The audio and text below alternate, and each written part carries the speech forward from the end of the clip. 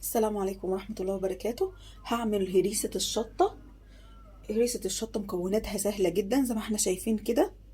لو عايزة تعملي كمية كبيرة هتجيبي كيلو فلفل أحمر. أنا هعمل حاجة بسيطة جدا زي ما حضراتكم شايفين، حاجة بسيطة. هعمل اللي عندي الموجود عندي هعمله مع مقدار نص كيلو كمان فلفل أخضر أو فلفل أحمر كمان، حار أو عادي. اللي بيحب السبايسي بس لازم أن يكون في جزء حار وجزء عادي. هنجيب كمان شوية توم، 6 فصوص كده على قد المقدار، وهنجيب معلقة فلفل أحمر اهي أنا حطها برضو في الطبق اهيت تحت اهي مش باينة تمام. وهجيب فلفل اسود كمان معلقة، وكمان هجيب ليمونة كمان موجودة اهي، وهجيب معلقة خل ومعلقة صلصة طماطم. شفتوا المكونات بتاعت هريسة الشطة سهلة ازاي؟ طيب المكونات قدامنا اهيت، وهحط كمان حبة ملح علشان يحفظوا الكمية دي كلها. مش هحط ملح كتير، انا هحط ملح بسيط. خلاص تمام. هبدأ بقى ان انا افرم المكونات دي كلها هفرمها مع رشة ملح صغيرة كده. وكمان التوم هاخد منه حبة صغيرين، والتوم ده لسه هعمله حاجة تانية كمان. هنحط مع بعض كده التوم اهو، مش هحط توم كتير اهوت تمام. وهحط الشطة اهيت تتحط اهيت وتتفرم اهي. هنا بقى الزيادة عندي اهيت اللي كان في الطبق الوقتي،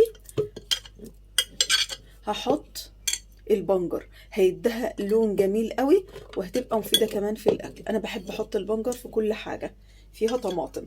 حطيت صلصة الطماطم والشطة، وهنحط كمان مع معلقة فلفل اسود كده كمان اهيت، معلقة صغيرة على قد الكمية. كمان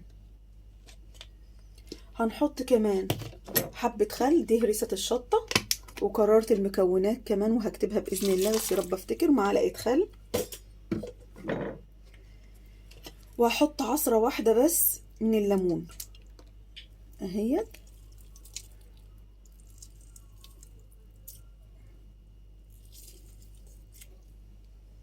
وهبدأ أفرم كل المكونات دي.